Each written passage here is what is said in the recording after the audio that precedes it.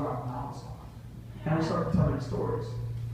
And we have seen the most amazing testimonies from a bunch of silly stories. But what I was getting to is simply this. So we start asking our friends, hey, we want to film you and talk about marriage. And they're like, no call back. I mean, a lot of people we tried to get a hold of, and they're like, not calling me back. They call me back all the time. Why are you not calling me back?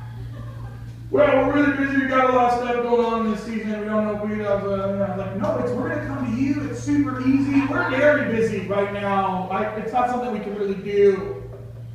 If I was calling you to come to a conference so that you could get paid to speak for a weekend about your Bible, you would show up. But you can't give me an hour to help a generation know what marriage looks like in your life.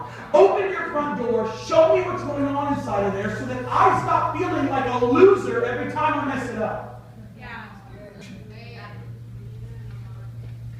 And I talked to Sean Bowles about it, and I said, Sean, nobody's calling me back. I said, of course you called me back, you're only a year in. You probably feel like a legend in marriage. And he goes, who in their right mind would show you the place they feel least successful in their lives?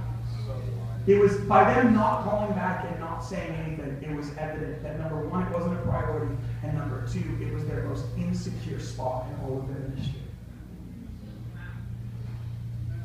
You guys, we're going to put hope right back in the middle of marriage. Yes. And we're going to convince the generation that it's not about the big meetings, and it's not about the church gatherings. It's about whether or not you live it out in your home. Because then your kids will get something, whose grandkids will get something, whose great-grandkids will get something, whose great-great-grandkids. That's called multiplication.